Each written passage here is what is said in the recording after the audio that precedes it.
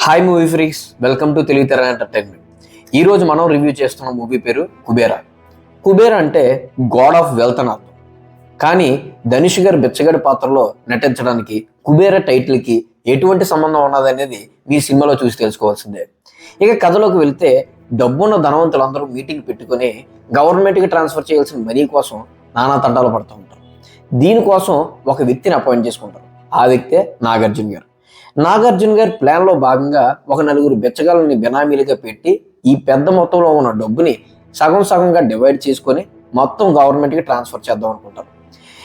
ఈ నలుగురిలోనే ధనుష్ గారు కూడా ఒక బిచ్చగాడు పాత్రలో నటించారు.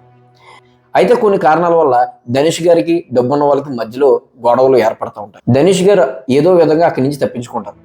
బిచ్చగాడికి డబ్బున్న వాళ్ళకి మధ్య యుద్ధం జరిగితే ఏ విధంగా ఉంటుంది అనేదే సినిమా. సినిమాలో ఫస్ట్ హాఫ్ ఎక్సలెంట్గా సాగింది.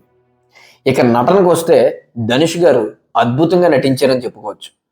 అండ్ నాగార్జున గారు మహాభారతంలో కర్ణుడి మాదిరిగా నటించారని చెప్పుకోవాలి. ఎందుకంటే అధర్మం వైపు ఉంటూ ధర్మానికి సపోర్ట్ చేసే క్యారెక్టర్గా నాగార్జున గారిని పోర్ట్రే చేశారు. అది చాలా అద్భుతంగా ఉంది.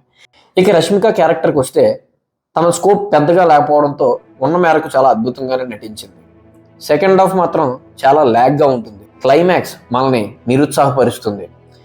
ఇక శేఖర్ కమ్ముల గారు ఒకవేళ కొంచెం టైం తీసుకుని క్లైమాక్స్ను ఒకవేళ సెట్ చేసి ఉంటే ఇయర్లో ది బెస్ట్ మూవీగా ఈ కుబేరా నిలిచి ఉండేది. ఒకనొక టైంలో ధనుష్ గారి క్యారెక్టర్లో శివుడి క్యారెక్టర్లా మనకు అనిపిస్తూ ఉంటుంది. అందుకేనేమో ట్రైలర్లో శివుడి యొక్క రెఫరెన్స్ని మనకి ధనుష్ గారిని ఇద్దరిని ఒకే ఫ్రేమ్లో చాలాసార్లు చూపిస్తూ ఉంటారు. శివుడికి ఎంతో సంపద ఉన్నా దిగువ సామాన్యంగా బతికే క్యారెక్టర్లో మనకు చూపిస్తూ ఉంటారు. సో ధనుష్ గారిని కూడా ఇదే క్యారెక్టర్లో చూపించడం. సో నేను ఇచ్చే టోటల్ రేటింగ్ 3/5.